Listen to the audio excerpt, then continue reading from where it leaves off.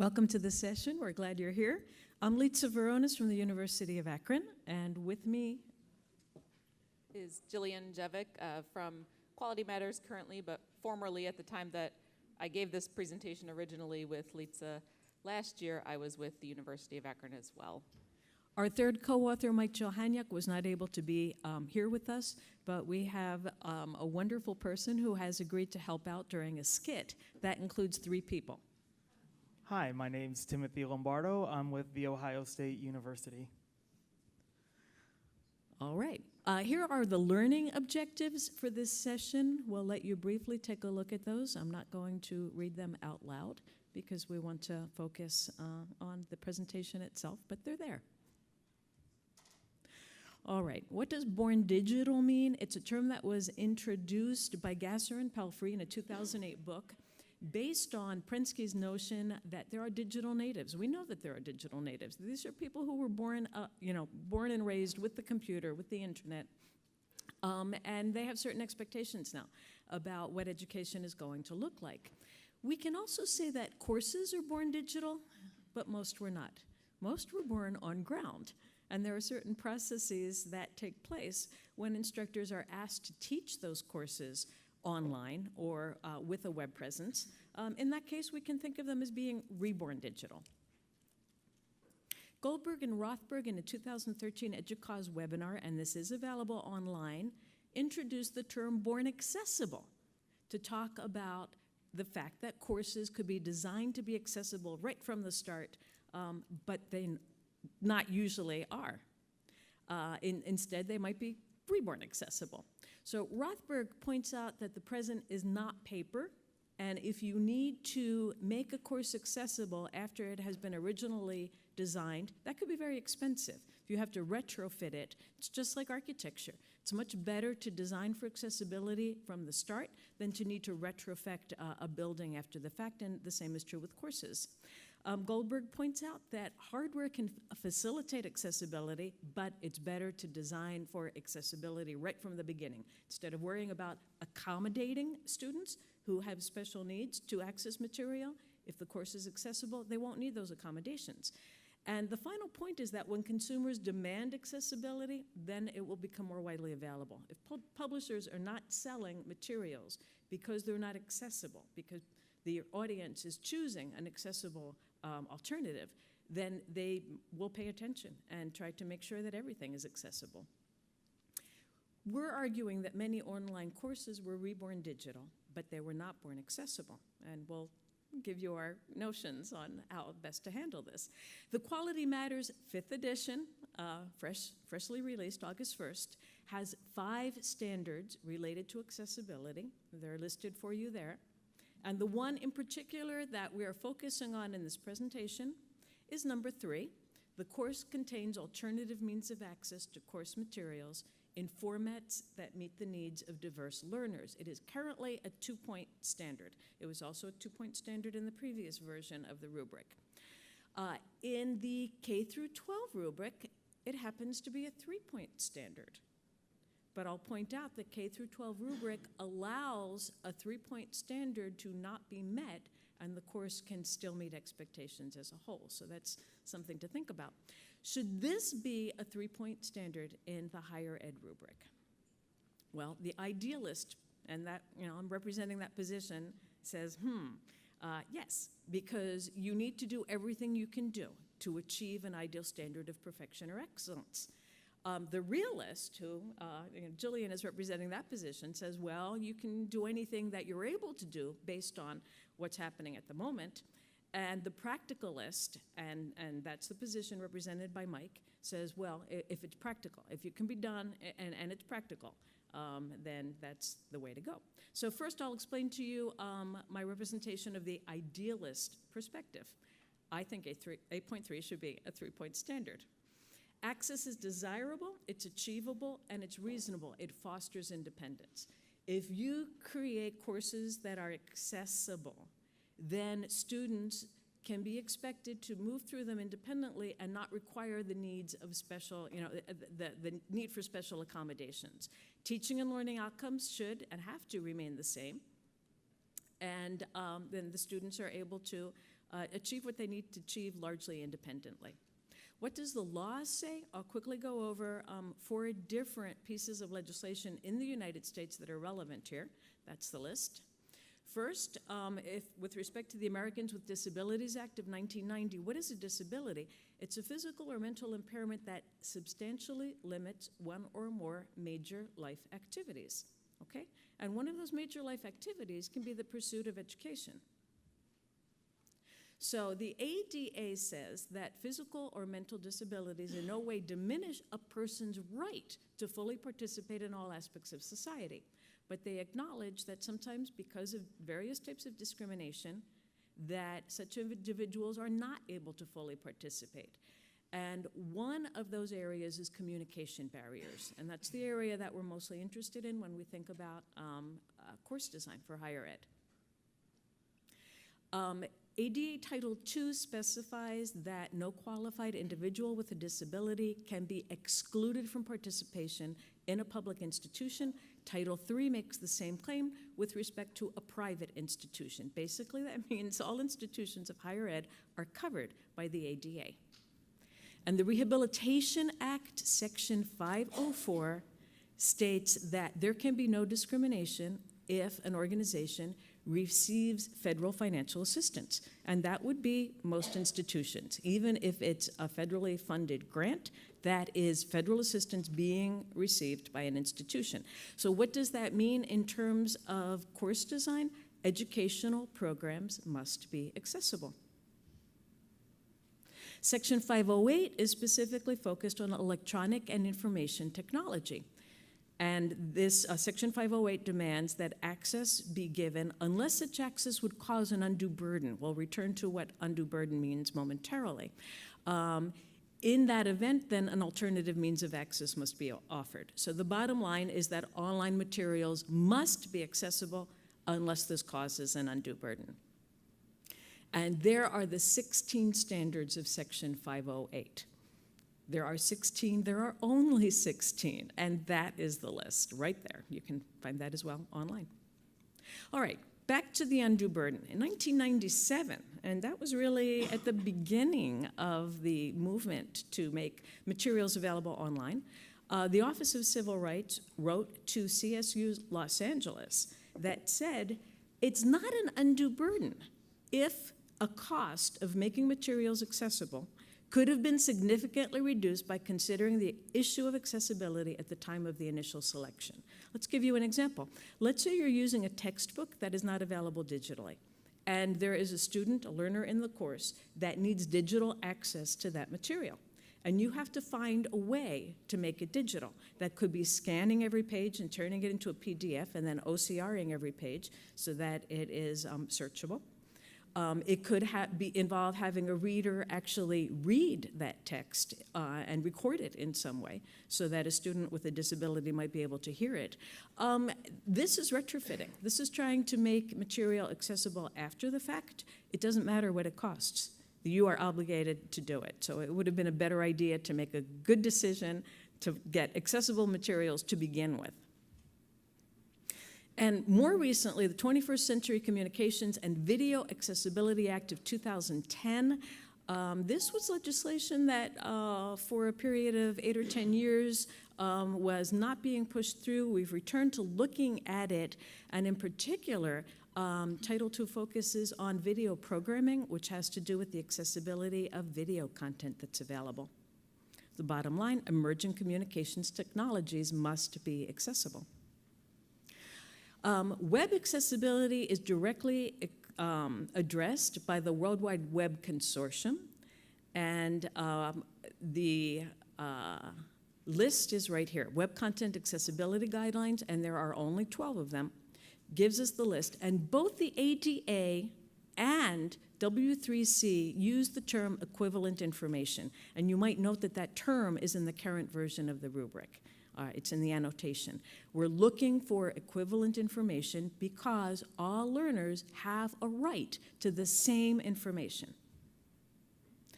Universal design. The notion was introduced by Ron Mace. He developed polio as a child. He was earning a degree in architecture, and he had to be carried into buildings because they were not accessible. So he contributed to the first U.S. building code to incorporate principles of accessibility, and they are now helping everybody, not just individuals in a wheelchair like he is. Universal design is defined as the design of products and environments to be usable by all people to the greatest extent possible without the need for adaptation or specialized design. Design it right from the beginning. What are carryover benefits? Well, think about curb cuts, okay? They were designed to meet law, to make sure that an individual in a wheelchair could easily cross the street and get up onto the sidewalk. But they also help individuals who are pushing strollers, been there, she's about to be there, on crutches, on roller skates, on bikes, and a host of other situations. We can also think about electronic curb cuts. Electronic curb cuts have universal design benefits. They might be design strategies employed specifically to make materials accessible, but they can also be used by other individuals. For example, think about this for a moment. How many of you ever put closed captions on your TV, even though you don't have a hearing right? Okay? Think about the reasons why you do that. You're busy, there's other things going on, maybe there's a dialect that you're not perfectly familiar with. So that's an electronic curb cut. That closed captioning helps you even if you don't have the disability that the closed captions are intended for. There are various types that you can design for learning. To implement the concepts of universal design. We'll be going over some of these. And here's an example of low-hanging fruit and high-hanging fruit in the universal design orchard. There are many, many things you can do that are very easy to do to help make your materials accessible. For example, providing alt text to an image. So if you hover over it with a mouse, you'll get what the alt text says. If a person has a visual disability, and they're using a screen reader, the screen reader will read that alt text to them. But maybe you're just trying to figure out, why is this image important? What is it about this image that I'm supposed to know? And that alt text will give you that information. There are other examples there as well. All right, so we're going to go over different areas where you can implement universal design. First, for visual impairment, organize well.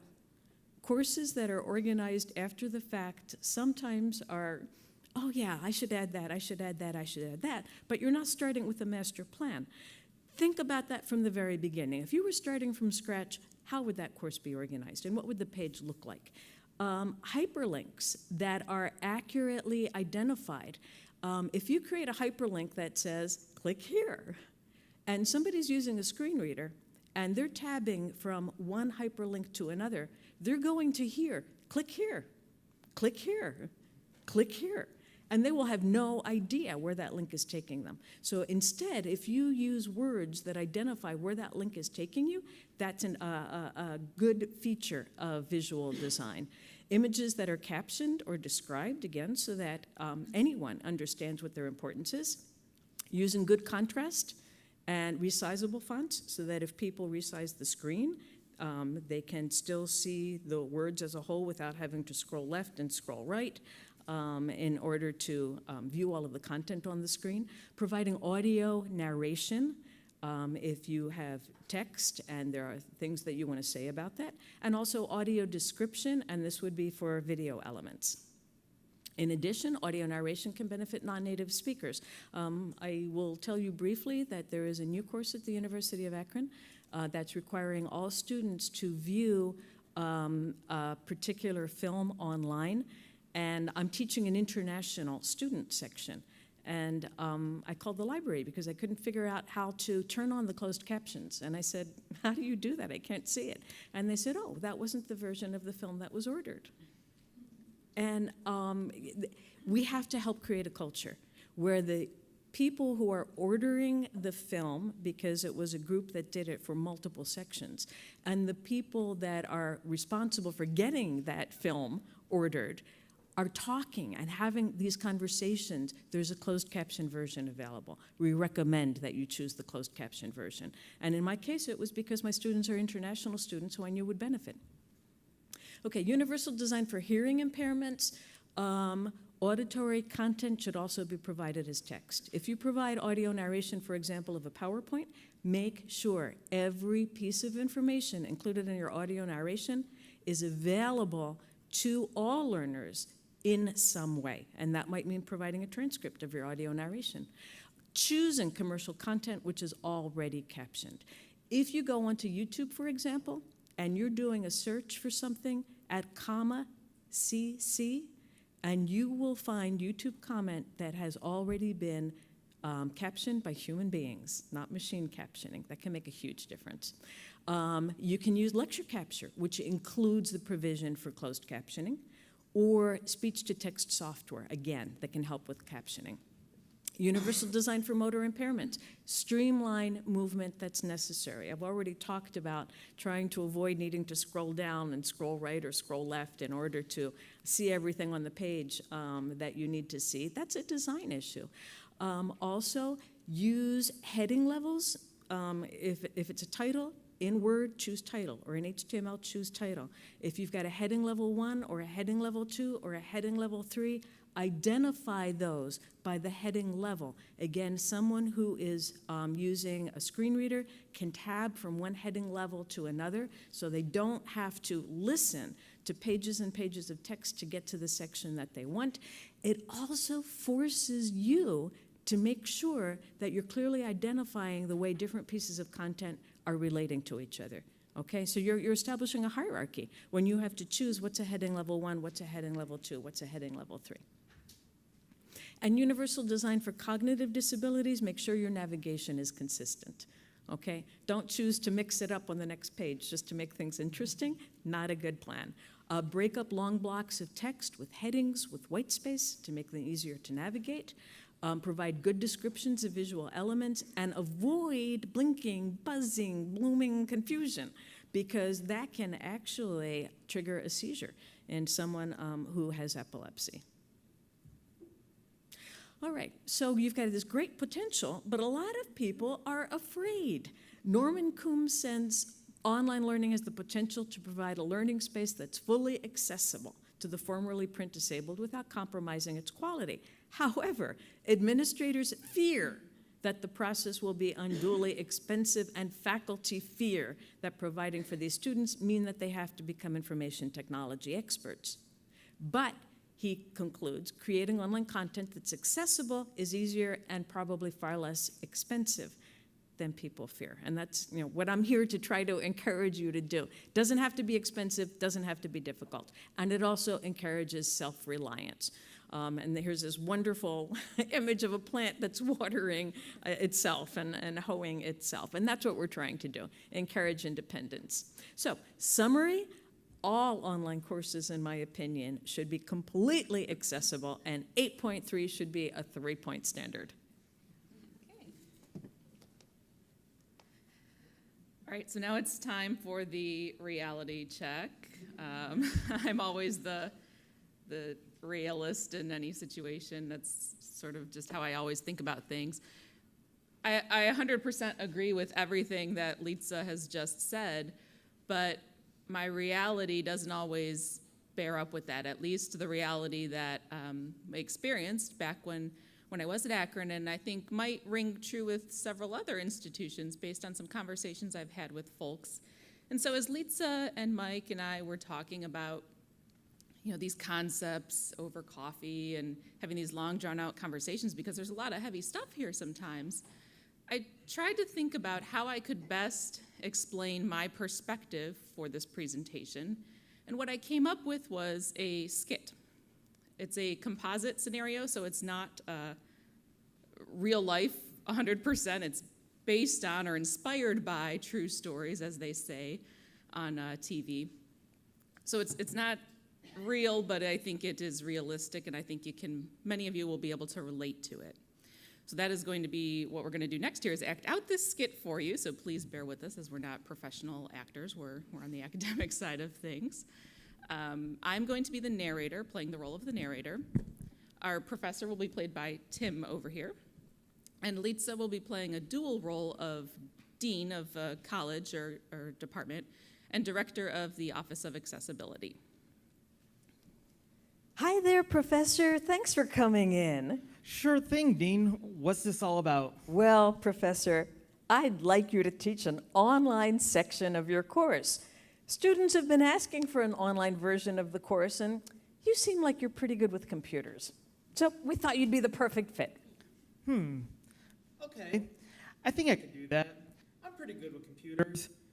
But is there any kind of training that will help me learn how to design an online course? Oh, yes. We have an excellent resource that we subscribe to here. It's called Quality Matters. All right then, sign me up. In QM training, the professor decides to record weekly video lectures as part of his online course design. He also learns about Universal Design for Learning in relationship to General Standard 8. He knows that he once taught a face-to-face course in which a student with a hearing impairment was enrolled, and the Office of Accessibility provided a real-time transcriber for his lectures. So, the professor makes an appointment with the Office of Accessibility to see about getting his video lectures closed captioned. Hi, Professor. Thanks for coming in. What can we do for you? Well, I'm teaching an online course this semester, and I've learned about the benefits of Universal Design for Learning. I'm planning to record weekly video lectures, and I'd like to have them closed captioned. Good for you. Universal Design for Learning is so important. We have a captioning service that you can send them out to. Let me get you information on how to contact them and what it will cost. Cost? Is this something I'd have to pay for? Well, our records show we don't have any students registered with us requesting accommodations for your course. Unfortunately, we don't have the budget to cover requests that, as beneficial as they might be, are not required by law. Perhaps your department would be able to cover the cost. Oh, okay. I guess I could ask my dean. The professor makes an appointment to see his dean and ask her if she would be able to fund the captioning of the videos.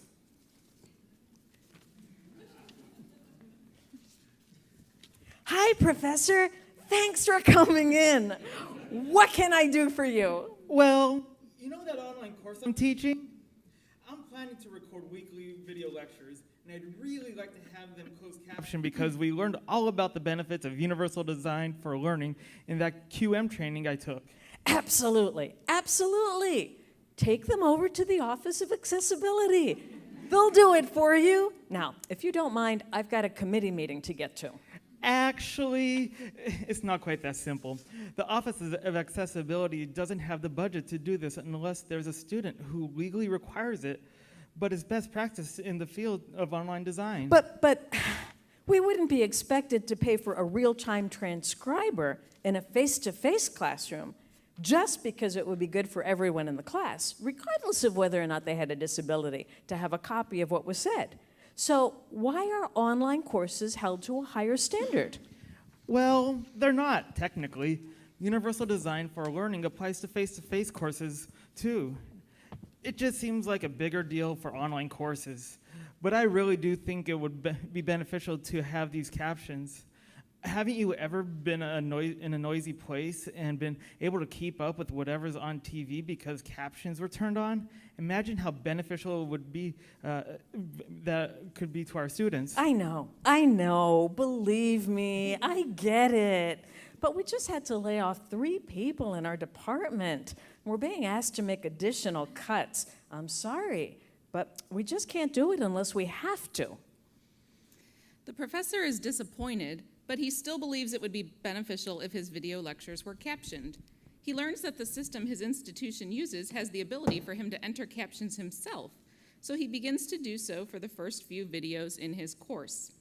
However, it takes time, and time is something in short supply now that he's covering an extra class due to those layoffs, working on that article he needs to submit for tenure, and chairing the committee to reduce the number of committees.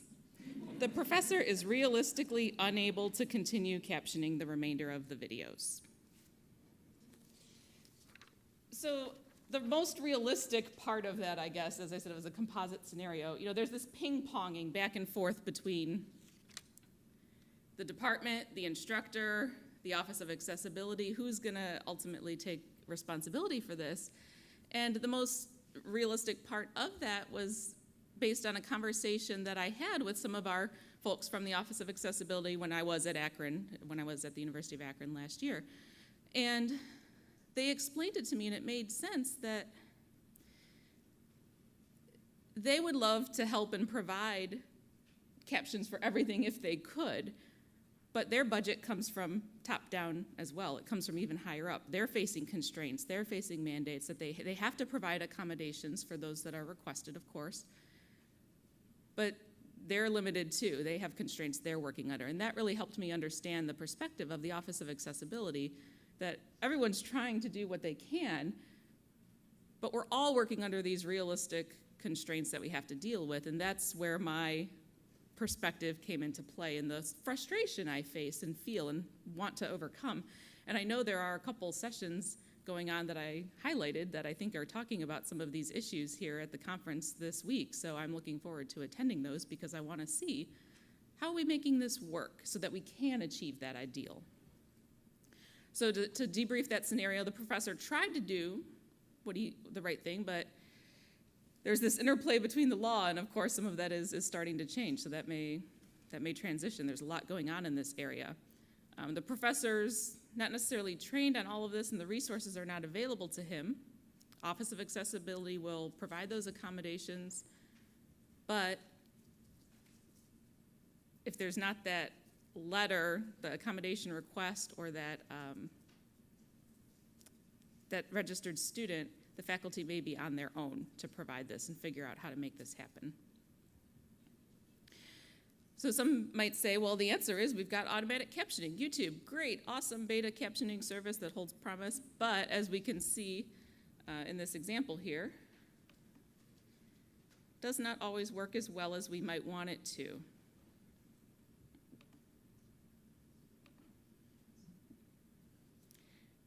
I don't know if my audio is going to work or not, but actually it's actually a good... everything we do.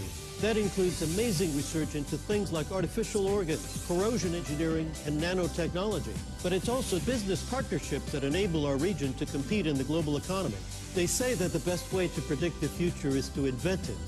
That's what we do at the University of Akron. Join us and see what's coming next. That one actually worked pretty good. I was going to say, did they fix it? Because gather the energy of enough ideas, and soon you will unleash a chain reaction of innovation. At the University of Akron, innovation is the hallmark of everything we do.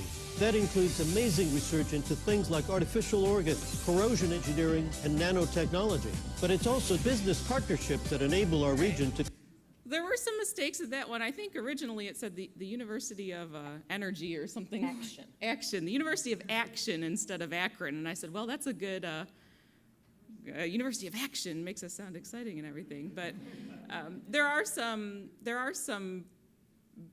if you search YouTube captioning fail, you'll actually find a lot of funny ones. And I recently saw a funny script, actually. Two gentlemen acted out a script they wrote, had YouTube auto-caption it, then they acted out the auto-captioned script, then they auto-captioned that and did it again. It's pretty funny. It was one of the things that came up when I looked at YouTube caption fail. So we see that there's some issues there, but even if we do go ahead and send out for professional captioning, it may not be perfect.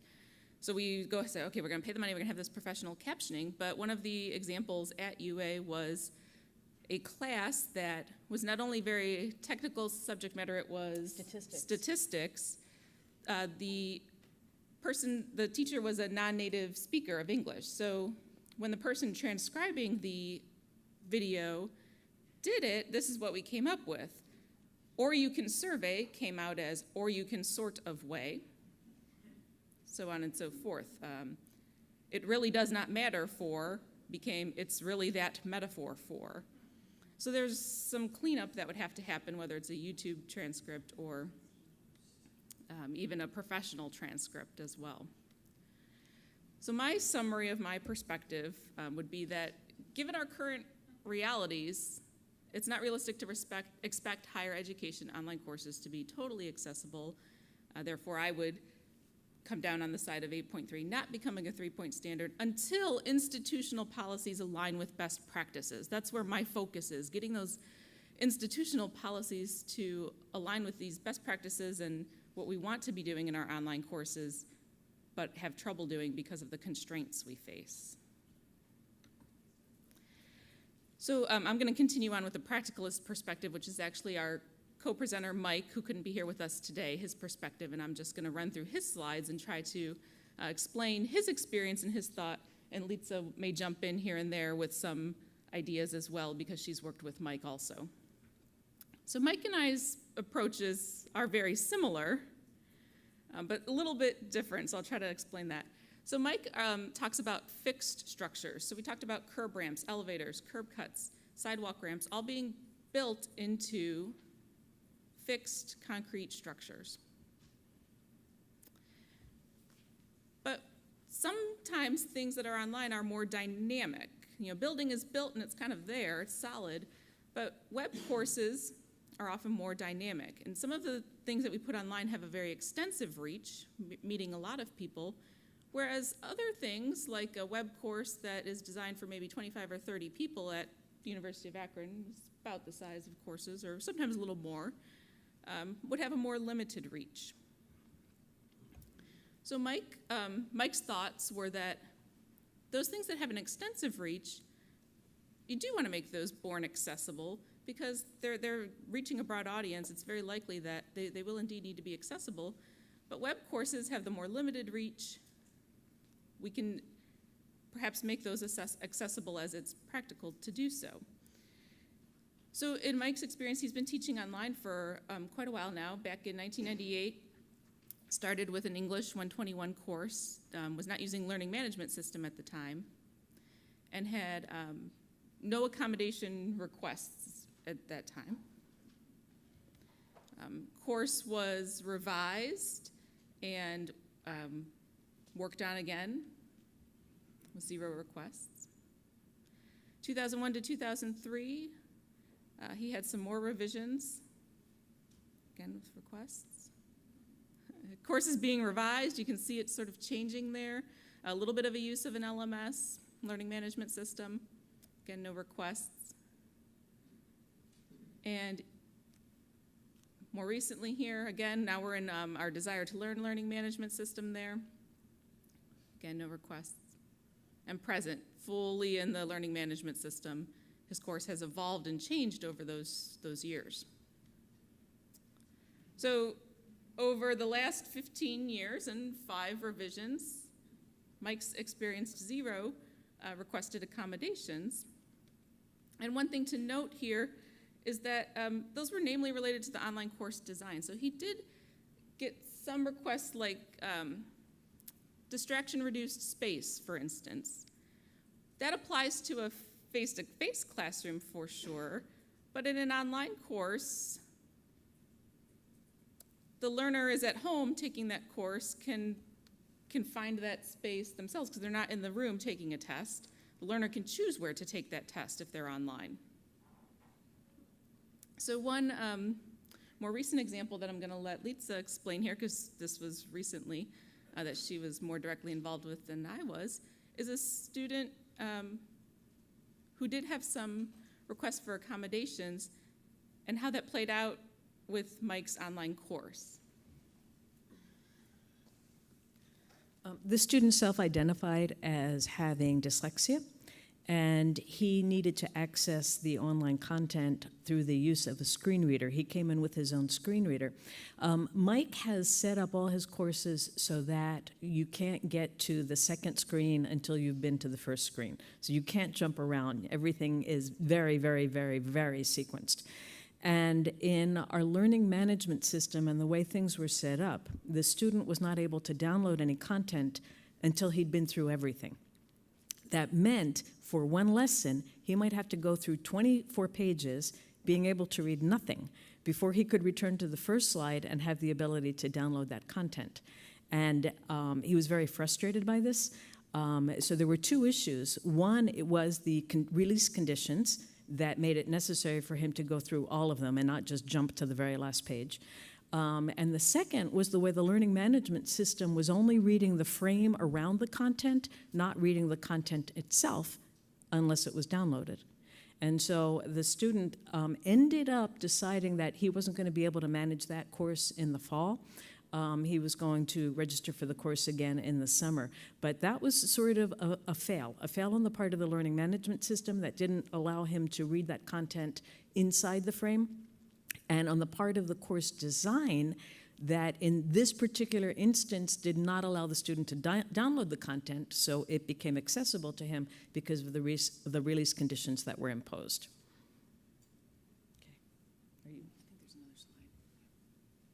Okay. I sort of, well, here's another issue. Mike did get a letter of accommodation from the Office of Accessibility. And the letter of accommodation did not specifically address the need for the student to have all content immediately accessible to the screen reader. So it's an interesting thing that the letters of accommodation are really more directed to on-ground students than they are to online students. And I think it's a case where maybe policies and letters need to catch up with the way courses are actually being offered.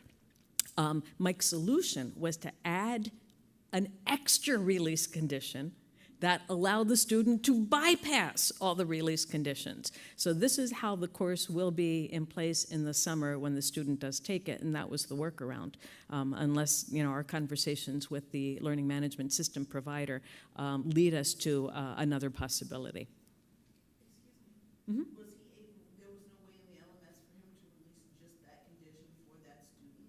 The question is, was there a way in the LMS for him to release just that condition for just that student?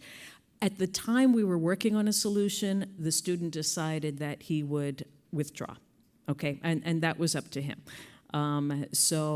We had, as I said, we were trying a number of different things simultaneously.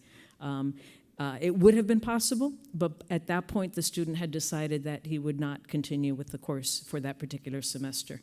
Yeah. Thank you for the question. Okay. And to echo another similar idea is, I remember last year, a while ago when I was still at the University of Akron, the Office of Accessibility sent out a survey on accessibility, and I got all excited because I thought, okay, we're going to be, this is cool, I'm going to respond. But the survey was all very campus focused. It was based on campus buildings. How easy is it for you to get into such and such a building, parking spaces, that type of thing. And I thought, okay, well, yeah, obviously that's important. But in the open-ended space, I put a comment about, I would be interested in learning more about accessibility of online courses and some surveying on online course accessibility, because while that's still a small part of the population for Akron at least, that seems to me like an area of interest that we would want to get aware of in the Office of Accessibility, because that is becoming the future rapidly. So when Lisa and Mike were mentioning to me just recently about this, where the standard accommodations were all very classroom driven, it made me think that it would be good to have conversations with the Office of Accessibility about, well, what kind of accommodations are we going to need for this online course, where we can't just use what we've always done in the face-to-face and somehow make that work online, because it's not matching up very well for us. So some of, this is again back to Mike's perspective. These are still Mike's slides here. When we talk about what are the consequences of requiring born-accessible web courses, one potential, and actually not a potential because Mike has said other instructors that he talks to have said this to him, that web course creators might avoid a technology that's going to require investment. So maybe I thought I wanted to do videos, and maybe that would be really great for my class, but if I have to caption them, got that article for tenure, I got all these other things going on, I got to make a choice. We have to make choices. Leading to impact on pedagogical decisions there, or potentially spending time creating accessible content that isn't actually ever used or needed. So Mike would argue that for the practicalist approach, everything practical that can be done should be done. So anything accessibility built into the LMS, things like adding alt text to images that you upload to LMS, there's a little field there, very quick and easy to add. Low-hanging fruit, as Litsa mentioned some earlier, listed here as well. And then accessibility as needed, for instance, setting up the new release conditions that they're working on in the course there.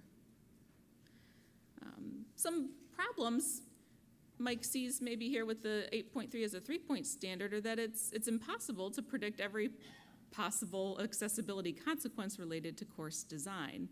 So how do we potentially plan for such a thing to happen? We can do our best to plan, but we never know what might come up, and we have to, in some cases, react. There's always going to be some cases where we have to react as proactive as we might try to be. A list of clearly defined criteria would need to be developed and updated frequently. So we know how frequently things change. It's always got to be updated with the fast pace of change. Okay. So from the practicalist perspective, Mike's perspective, from a practical point of view, we should not expect higher ed online courses to be totally accessible, meaning 8.3 in the rubric should not become a 3-point standard until technology makes it reasonable. So we talk a lot about how technology can advance and begin to help us achieve some of the goals that we have that we're currently able to because we lack limited human capital, human resources. Technology may be able to play a role in that. Okay. I think you usually summarize it. All right. So let's summarize these 3 perspectives. I saw your hand. Let me summarize, and then I'll get your hand. Should it be a 3-point standard? Well, the idealist says yes. The realist says not until institutional policies align with best practices. And the practicalist says, well, not right now, we can't, but when technology makes it reasonable to make those requests. As you all know, the rubric committee decided that, at least for this version, it remains a 2-point standard. It does not become a 3-point standard. And there were many, many conversations about the pros and cons of that. Okay, quick question? Well, I have a comment. There's an article, it's really good, it's on the web, it's called Accessibility Lipstick on a Usability Page. Okay, let me repeat the title. Accessibility lipstick on a usability page? Pig.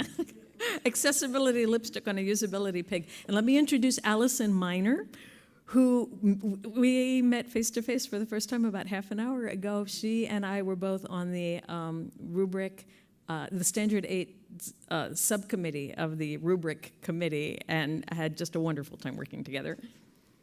My comment is that this article makes the point that usability is really the issue, and once you fix usability, you fix accessibility. Okay, the article makes the point that usability is the issue, and when you fix usability, you fix accessibility. And that they're not separate issues. And everyone's concerned about usability, which is the ability of a student to use the course. So this gentleman that wrote this article, an instructional designer, he's got a blog, made the point that stop talking about accessibility, start talking about usability, and you start to fix those accessibility issues. Okay, because it's all independent, and you are creating the courses born accessible, as opposed to making them accessible once they've already been created. Thank you for that comment. I want to find that article. Okay, let's quickly summarize, but that's a very good point. Converging perspectives, Mike created this diagram as a way to show where we're in the middle. And the sweet spot is where universal design meets with technology. Technology enables and facilitates the use of universal design to make information accessible. We can do this. We can do this. I believe we can do it. And Jillian and Mike believe we can do it too. They just think it's going to take a little bit longer.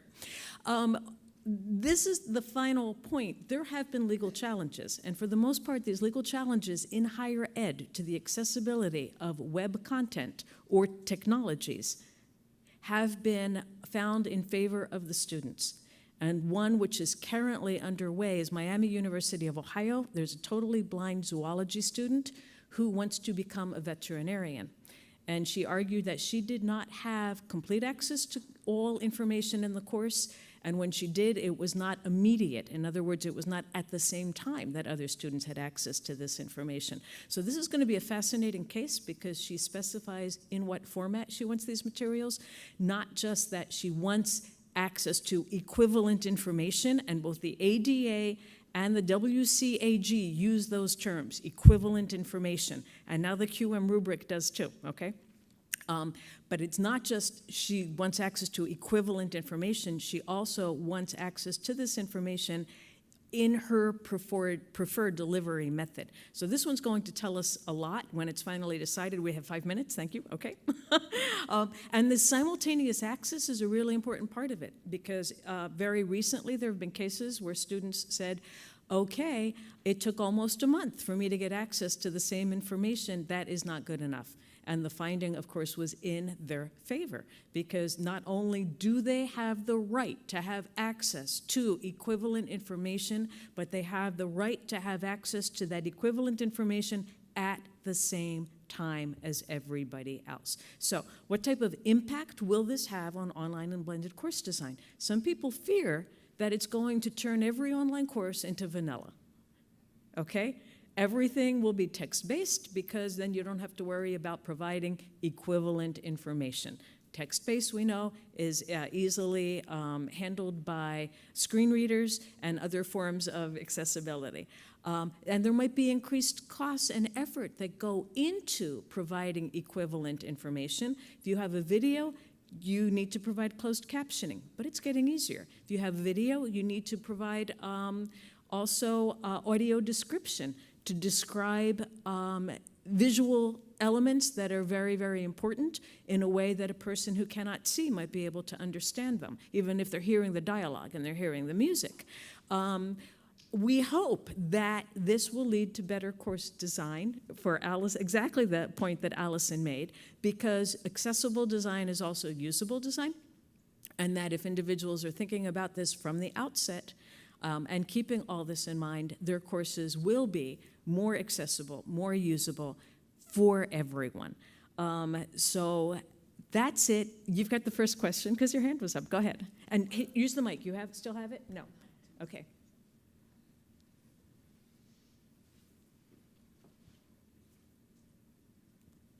Litza, I know you're accessibility expert, but I would argue that a course that is usable is accessible. And the fact that faculty are not designing usable courses is really the real tragedy, and that they're using the excuse, well, I'm not going to do it, it takes too much time. Well, then maybe those faculty shouldn't be allowed to teach. Deciding that a course is just going to be text-based is not real teaching. So usability courses, courses that are user-friendly, are accessible. I think user experience is the real key here. I know you're accessibility, expert, but I'm pushing user experience, and accessibility comes along with that. I love the fact that we now have a standard 8 called accessibility and usability, because I hope that opens people's eyes. They are totally related together, and thank you for making that point again. Go ahead. Hi, I think this is just a great opportunity to start thinking about our course development teams and what type of positions we need on those teams to make these accommodations. Because look, the reality is that online instructors are not gonna know how to do this. Some instructional designers don't know how to do this.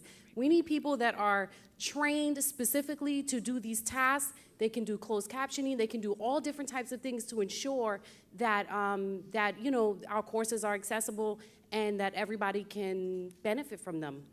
Right, thank you for making that point. Right now, I'm on a sort of cross-university faculty senate accessibility team. One of the things we've been talking about is the possibility of developing some type of online course that people could take or would even have to take, comparable to sexual harassment prevention training. Everybody has to do sexual harassment prevention training. Why not? ask people in the classroom to take something that will help them design their courses more effectively so that they are accessible. And I don't know if we could require it, but maybe we could provide it and then see what happens so that the faculty could be as independent as possible and not rest it all on the shoulders of, and every team has an accessibility expert on it. You don't necessarily need that, except maybe for the final vetting. Okay, but the fact that you're thinking on those terms, and some universities do this, is a wonderful thing because it's so proactive to design that way instead of waiting until you have a student who can't access material and then you have a lawsuit and then you lose. And that's what's been happening. Okay, go ahead. 1 minute? Okay, maybe we can squeeze in two.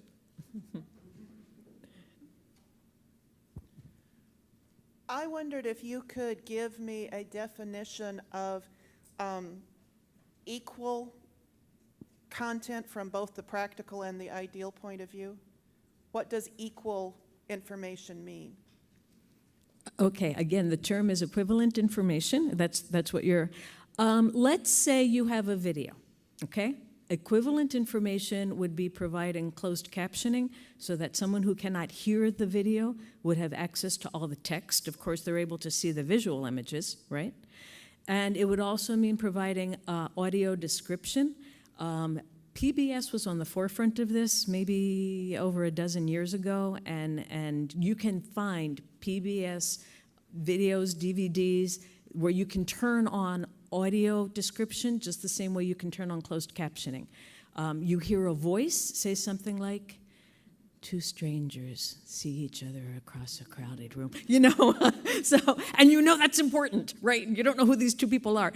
But someone who can't see might be hearing the music, hearing the, whatever clamor, hearing the dialogue, but not seeing these two strangers exchange glances across the crowded room. So there would be an example for, on both sides, with someone with the hearing impairment who would be able to read the text through the seeing it written or seeing it signed. That would be another provision of equivalent information. And someone who could hear important visual elements through the use of audio description. Does that answer your question? No. Okay.